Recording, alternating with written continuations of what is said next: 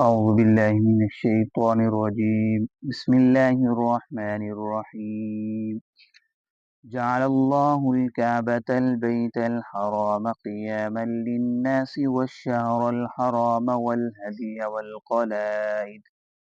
ذلك لتعلموا أن الله يعلم ما في السماوات وما في الأرض وأن الله بكل شيء عليم جعل اللہ الکعبۃ البیت الحرام، بنایا ہے اللہ تبارک و تعالی نے کعبہ کو جو عزت کا گھر ہے، قیام للناس، لوگوں کے لیے قیام کا ذریعہ، والشہر الحرام، اور حرمت کے مہینے، والہدیہ، اور وہ جانور جو مکہ معظمہ کی طرف بھیجا جاتا ہے، والقلائد، اور جس کے گلے کے اندر ہار ڈالا ہوتا ہے، ذالک لتعلموا، اس وجہ سے تاکہ تم جان لو، ان اللہ، بے شک اللہ تبارک و تعالی، یعلم ما فی السماوات، جانتا ہے جو کچھ آسمانوں میں ہے، وما فی الارض، جو کچھ زمینوں میں ہے، وان اللہ بکل شیء علیم، بے شک اللہ تبارک و تعالی ہر چیز کو جاننے والا ہے۔ اس آیات مبارکہ کے اندر اللہ تبارک و تعالی نے مکہ معظمہ کی فضیلت کو بیان فرمایا ہے۔ اللہ تعالیٰ فرماتے ہیں کہ یہ میرا معزز گھرانہ ہے، یعنی بیت اللہ معزز گھرانہ ہے۔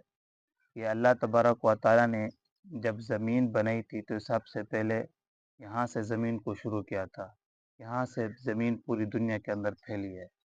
سب سے پہلا گھر جو بنا ہے وہ اللہ تبارک و تعالیٰ کا بنا ہے، یعنی کعبہ بنا ہے، اور اللہ تبارک و تعالیٰ نے اس کی حفاظت کی ذمہ داری خود اٹھائی ہے۔ پوری دنیا فساد پھیل سکتا ہے، لڑائی پھیل سکتی ہے، پوری دنیا تباہ ہو سکتی ہے، لیکن بیت اللہ کو، اللہ کے گھر کو کچھ نقصان نہیں ہو سکتا۔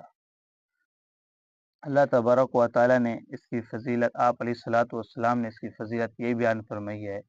آپ علیہ الصلوۃ والسلام نے فرمایا کہ جو شخص بیت اللہ کے اندر اکیلا نماز پڑھے گا، اللہ تبارک و تعالیٰ اس کو 1,00,000 کے برابر ثواب عطا فرمائیں گے۔ 1,00,000 نماز پڑھنے کے برابر ثواب عطا فرمائیں گے۔ جو میری مسجد نبوی کے اندر نماز پڑھے گا، اس کو اللہ تبارک و تعالی 50,000 نمازوں کے برابر ثواب عطا فرمائیں گے۔ جو مسجد اقصی، جو بیت المقدس ہے، پہلا قبلہ ہے مسلمانوں کا، ایمان والوں کا، جو فلسطین کے اندر ہے، اس کے اندر جو شخص نماز پڑھے گا اس کو بھی اللہ تبارک و تعالی 50,000 نماز کے برابر ثواب عطا فرمائے گا۔ تو اتنا اللہ تبارک و تعالی نے بیت اللہ کو عزت والا مقام دیا ہے، بیت اللہ کو بہت بڑا مقام و مرتبہ عطا کیا ہے۔ فرمایا اللہ تبارک و تعالی نے قیام للناس، یہ لوگوں کے قیام کا ذریعہ ہے۔ ایک مطلب تو یہ ہے کہ جتنا بھی مسلمان ہے، جہاں کہیں بھی رہتے ہیں، وہ بیت اللہ کی طرف، کعبہ کی طرف منہ کر کے نماز پڑھتے ہیں، چاہے مشرق کے اندر ہو، مغرب کے رہنے والے ہیں، شمال کے اندر رہنے والے ہیں، جنوب کے اندر رہنے والے ہیں، دنیا کے جس کونے کے اندر بھی رہنے والے ہیں، وہ سب کے سب بیت اللہ کی طرف منہ کر کے نماز پڑھتے ہیں۔ اور اس کا ایک قیام کا ذریعہ یہ بھی ہے، لوگوں کے قیام کا ذریعہ ہے، یعنی جب تک کہ بیت اللہ رہے گا، اس دنیا کے اندر بیت اللہ رہے گا، اس وقت دنیا قائم رہے گی، لوگ قائم رہیں گے۔ جب یہ بیت اللہ ختم ہو جائے گا تو دنیا بھی اس وقت ختم ہو جائے گی، قیامت قائم ہو جائے گی۔ بخاری شریف کے اندر حدیث موجود ہے، آپ علیہ الصلوۃ والسلام نے فرمایا، قیامت کی نشانی میں سے ایک نشانی یہ ہے کہ حبشہ کا کافر، مشرک بادشاہ جو ظالم ہوگا،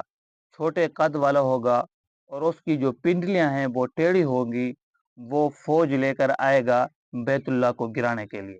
جب مقام بیدا کے اوپر پہنچے گا، جو بیت اللہ سے جدہ کے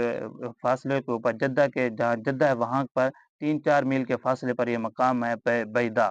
جب اس کی فوج یہاں تک پہنچے گی تو آدھی فوج اللہ تبارک و تعالیٰ کے حکم سے زمین پھٹے گی، زمین کے اندر دس جائے گی، اور باقی جو فوج بچے گی اس کو جب لے کر حرم کے اندر پہنچے گا، حکم دے گا کہ بیت اللہ کو گرایا جائے، تو اس وقت اللہ تبارک و تعالیٰ حضرت اسرافیل کو حکم دیں گے کہ آپ سور پھونک، جب سور پھونکیں گے تو ساری دنیا پھر تباہ و برباد ہو جائے گی، اس وقت قیامت قائم ہو جائے گی۔ تو کیا مطلب قیام للناس، جب تک بیت اللہ قائم ہے، لوگوں کی زندگی باقی ہے، دنیا باقی ہے، جب بیت اللہ ختم ہو جائے گا دنیا بھی ختم ہو جائے گی۔ والشہر الحرام اور حرمت کے مہینے، یعنی شروع اسلام کے اندر 4 مہینے جو تھے، ذوالقعدہ، ذوالحجہ اور رجب اور شوال، یہ جو 4 مہینے ہیں، ذوالقعدہ، ذوالحجہ، محرم اور رجب کا مہینہ، یہ 4 مہینے جو تو عزت والے تھے، حرمت والے مہینے تھے، یعنی اسی کے اندر 4 مہینوں کے اندر کوئی لڑائی جھگڑا نہیں ہوتا تھا، اگر کافر مسلمان کافروں کے ساتھ جنگ نہیں کرتے تھے۔ اللہ تبارک و تعالیٰ نے یہ حکم دیا تھا کہ اگر کافر تمہارے اوپر ان مہینوں کے اندر جنگ کر دیں تو پھر تم مقابلے کے لیے اپنی جان کو بچانے کے ان کے ساتھ دفاعی طور پر ان کے ساتھ جنگ کر سکتے ہو، ورنہ اپنی طرف سے پہل نہیں کرنا، ان 4 مہینوں کے اندر حرمت والے مہینے ان کی عزت کرنی ہے۔ پھر بعد کے اندر یہ حرمت والے مہینے کی عزت ختم ہو گئی جب سورۃ التوبہ نازل ہوئی، اب جس مہینے کے اندر کافروں سے لڑنا چاہتے ہو، جہاد کرنا چاہتے ہو، کر سکتے ہو۔ والہدیہ اور ہدی کہتے ہیں کہ ابھی جب موسم حج کا، جو لوگ حج ہوں گے وہ اپنے ساتھ ایک قربانی کا جانور رکھیں گے، اور تو اس کو کہتے ہیں ہدی، جو بیت اللہ کی طرف لے کر جاتے ہیں جہاں قربانی کرتے ہیں تو اس کو کہتے ہیں ہدی، جو حاجی جو جانور لے کر جائے گا اس کو ہدی کہتے ہیں۔ اللہ تبارک و تعالی نے اس جانور کو بھی عزت کا مقام عطا فرمایا۔ والقلائد، اور جس جانور کے اندر پٹا ڈالا ہوا ہے یا ہاتھ ڈالا ہوا ہے، یعنی جب اب حاجی لوگ حج کے اوپر بڑا جانور لے کر جائیں گے، گائے یا اونٹ یا بھینس، جو بھی جانور لے کر جائیں گے، اس کے گلے کے اندر کوئی ہاتھ ڈالیں گے یا کوئی نشان ڈالیں گے، تاکہ کوئی حاجی دوسری طرف جائے اپنے حاجت کو پورا کرنے کے لیے، کوئی دوسرا شخص اس جانور کو نہ چھڑے، اس کے اندر کے گلے کے اندر دیکھے گا کہ یہ ہاتھ ڈالا ہوا ہے یا کوئی نشانی ڈالا ہوا ہے، اور دوسرا آدمی سمجھ جائے گا یہ حج کے لیے جانور آیا ہے، حج کی قربانی کے لیے جانور ہے، تو اس جانور کو لوگ کچھ بھی نہیں کہتے تھے۔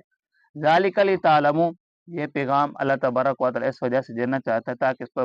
تاکہ تم سب لوگ جان لو کہ بیت اللہ بھی عزت والا مقام ہے، اللہ تبارک و تعالی اس عزت عطا فرمائے، اور حرمت کے مہینے ہو گئے، جتنا بھی احکام اللہ تبارک و تعالی نازل کیا تاکہ تم جان لو۔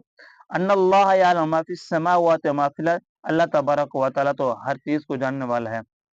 آسمانوں کے اندر جو کچھ ہے، زمینوں کے اندر جو کچھ ہے، اوپر ہے، نیچے ہے، جتنا ہے سب کچھ اللہ تبارک و تعالیٰ کے علم کے اندر ہے۔ وَأَنَّ اللَّهَ بِكُلِّ شَيْءٍ عَلِيمٌ، اور اللہ تعالیٰ ہر چیز کو جاننے والا ہے۔ عالم الغیب کی ذات صرف اللہ تبارک و تعالیٰ کی ہے، یعنی کیا ہو رہا ہے، کیا ہوگا، کیا پہلے ہو چکا ہے،